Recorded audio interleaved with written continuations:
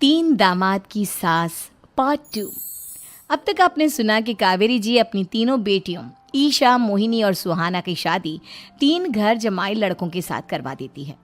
उन्हें लगता है कि ये लड़के शायद घर का कामकाज संभाल लेंगे, लेकिन उनके तीनों घर जमाई बहुत आलसी थे। वो नौकरी भी नहीं करते थे और बाहर का काम भी नहीं। कावेरी जी ने अपनी बेटियों से कहा कि वो प्रेगनेंसी का बहाना बनाकर अपने पतियों को सबक सिखाए। अब सुनिए आगे। मम्मी, आपने जैसा कहा था हमने वैसा ही किया, लेकिन देखिए ना, विवेक का हाल तो वैसा का वैसा ही है। घर में ना सुबह का नाश्ता बनता है और ना खाना। नौकरी पर जाने की बात करूं तो खाने को दौड़ते हैं मुझे। हाँ मम्मी, मैंने भी सुमित को कितनी बार कहा कि अगर नौकरी नहीं करनी तो कोई छोटी सी दुकान ही खोल लो, घर का खर्चा कैसे चलेगा। देखो दोपहर के 12 बजने आए और जनाब अभी तक सो रहे हैं। हाँ मम्मी, ईशा और सुहाना ठीक कहती हैं। अविनाश का भी यही हाल है। जब मैंने अपनी प्रेगनेंसी के बारे में कहा तो मुझसे कहने लगा, अरे दूसरी लड़कियां तो 9-9 महीने तक नौकरी करती है, बस डिलीवरी के टाइम छुट्टी लेती है। मोहिनी, तुम भी नौकरी करो। अब मुझे कहाँ नौकरी मिलेगी। मम्मी बताओ अब मैं क्या करूँ। हे भगवान, क्या सोचकर घर जमाई दामाद लाई थी मैं कि मेरी बेटियां मेरे पास रहेंगी और खुश रहेंगी, लेकिन इन आलसी दामादों ने तो हमारी जिंदगी को भी प्रॉब्लम में डाल दिया है। मैं तो कहती हूँ मम्मी, हम लोग वापस अपनी जॉब पर जाना शुरू कर देते हैं। बता देते हैं इन लोगों को कि हमने प्रेगनेंसी का बहाना किया है। नहीं नहीं बेटा, ऐसी गलती भी मत करना। अगर तुमने ऐसा किया तो इन तीनों की आदत और ख़राब हो जाएगी। अरे आज नहीं तो कल कभी तो तुम प्रेग्नेंट होगी, तब वापस यही प्रॉब्लम आएगी। तब क्या करोगी तुम तीनों। हाँ मम्मी, आपकी बात तो बिल्कुल सही है।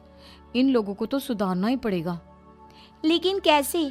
अपने बच्चों के आने की खबर सुनकर भी इन लोगों पर कोई असर नहीं हो रहा। पैसे कमाने के लिए घर से बाहर निकलना ही नहीं चाहते ये तीनों। अब मेरे दिमाग में एक प्लान आया है। तुम तीनों चिंता मत करो, उन तीनों को बुलाओ, फिर मैं बात करती हूँ। थोड़ी देर बाद कावेरी जी अपने तीनों दामादों को सामने बुलाकर अपनी बात कहना शुरू करती हैं। अविनाश, सुमित और विवेक, देखो बेटा, मैं ना तुम तीनों से बड़ा प्यार करती हूँ, इसीलिए तो तुम्हें घर जमाई बना कर रखा है मैंने। अरे मम्मी जी, सीधे सीधे कहिए ना, क्या बात है। प्यार तो हम भी आपको बहुत करते हैं। अरे मम्मी जी, आपकी इज्जत भी बहुत करते हैं। अरे भाई, आपके जैसी सास और कमाने वाली बीवी सबको मिलती है क्या? हाँ मम्मी, विवेक और सुमित ठीक कह रहे हैं। आपकी बेटी से शादी करके मेरी तो ज़िंदगी ही अच्छी हो गई है। जानती हूँ मैं, और ये भी जानती हूँ कि तुम तीनों अपने अपनी बीवियों से बहुत प्यार करते हो। बेटा, बात ऐसी है कि हमारे कुल गुरु ने कहा है कि प्रेग्नेंट होने के बाद मेरी तीनों बेटियाँ शुरू के 4 महीने हमारे गांव में जाकर रहेगी, जहाँ मेरे चाचा जी रहते हैं। अरे लेकिन क्यों मम्मी, गांव में जाकर रहने की क्या ज़रूरत है इन तीनों को। वो क्या है ना बेटा, हमारे परिवार को एक श्राप है। अगर मेरी बेटियों ने यहाँ पर बच्चा पैदा करने की कोशिश की तो उनके बच्चों को कुछ भी हो सकता है। इसलिए अब से लेकर 4 महीने पूरे होने तक इन्हें गांव वाले घर में रहना पड़ेगा। हाँ तो इसमें प्रॉब्लम क्या है मम्मी जी? हम भी वहाँ जाकर रहेंगे, पिकनिक मनाएंगे। अरे भाई, बीवी जहाँ हम भी वहाँ। हाँ यार, आइडिया तो बहुत अच्छा है। शहर की ज़िंदगी में रह रहकर परेशान हो चुके हैं, अब कुछ दिन गांव में बिताएंगे। तुम लोग समझने की कोशिश क्यों नहीं करते। तुम में से कोई भी वहाँ नहीं जा सकता, और मैं यहाँ रहूँगी ना तुम तीनों के साथ। 4 महीने की तो बात है, उसके बाद ये तीनों ही लौट कर आ जाएंगी। ठीक है मम्मी जी, अब हमारे बच्चों का सवाल है तो ये तो करना ही पड़ेगा। कावेरी अपनी तीनों बेटियों को कुछ दिन के लिए घर से बाहर कहीं दूसरे शहर में रहने के लिए भेज देती है। कुछ दिनों के बाद, अरे मम्मी जी, बहुत दिन से पिज्ज़ा नहीं खाया, मंगवाइए ना। क्या बताऊं बेटा, पहले तो बेटियां खर्चा दे देती थी क्योंकि उनकी नौकरी थी, लेकिन अब तो मेरे पास पैसे ही नहीं बचे। थोड़े बहुत पैसे हैं जो बच्चों की डिलीवरी में काम आएंगे। लेकिन मम्मी जी, आपकी बेटियों को वापस आने में तो अभी बहुत वक्त बाकी है। वही सोच सोच कर परेशान हो रही हूँ। सोच रही हूँ कल से दूध भी बंद करवा देती हूँ। अब दूध वाले को देने के लिए पैसे भी तो नहीं है ना। अरे नहीं नहीं मम्मी जी, अगर दूध भी बंद करवा दोगी तो मुझे चाय कहाँ से मिलेगी? और चाय के बिना मैं तो मर ही जाऊंगा। क्या करूं बेटा, इसके अलावा हमारे पास कोई ऑप्शन नहीं है, मेरे पास पैसे ही नहीं बचे। इस तरह कावेरी जी धीरे धीरे अपने तीनों दामादों को पैसे देना बंद कर देती हैं और घर में खाने पीने की चीजें लाना भी बंद कर देती है। अब वो तीनों बुरी तरह से परेशान होने लगे थे और इसलिए एक दिन तीनों प्लान करके घर से बाहर निकलते हैं और बाजार में जाने के बाद यार अच्छा खाना खाए हुए कितने दिन हो गए, पता नहीं कब अच्छा खाना मिलेगा। हमारी बीवियों के जाने के बाद तो हमारी हालत भिखारियों जैसी हो गई है यार। कुछ भी हो, मुझे तो आज पिज्ज़ा खाना ही खाना है। जेब में 1 रुपया नहीं और पिज्जा खाएगा, कहाँ से आएंगे पैसे? अरे देख वहाँ सामने बोर्ड पर क्या लिखा हुआ है, कंप्यूटर पर काम करने के लिए एक आदमी की आवश्यकता है।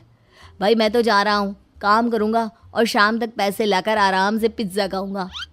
जा जा, तुझे कोई काम नहीं देने वाला, हम तो घर जा रहे हैं। चल भाई सुमित। सुमित और अविनाश वहाँ से चले जाते हैं और विवेक उस कंप्यूटर शॉप पर सारा दिन काम करके 5,000 रुपये कमा कर घर लौट कर आता है और अपने खाने के लिए अच्छी अच्छी चीज़ें भी लेकर आता है। ये देखकर विवेक और सुमित के दिल में भी कुछ पैसे कमाने की इच्छा जागती है। अरे सुबह सुबह कहाँ चल दिए तुम? मम्मी जी एक बहुत अच्छी जगह मिली है, कंप्यूटर पर काम करने के 5,000 मिले थे कल मुझे। अगर रोज़ काम करूँगा तो पूरे 40,000 की तनख्वाह। अरे वाह, ये तो बहुत अच्छी बात है दामाद जी, आपको जाना ही चाहिए।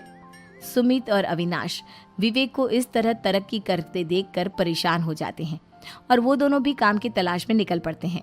धीरे धीरे उन दोनों को भी काम मिल जाता है।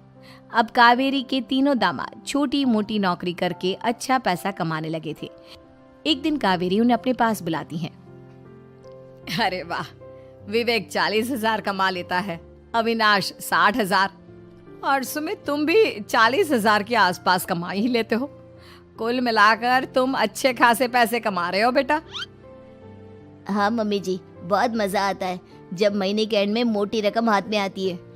पूछिए मत मम्मी जी, घर में रहकर रोटी बना बना कर और तो जैसा महसूस होने लगा था मुझे तो।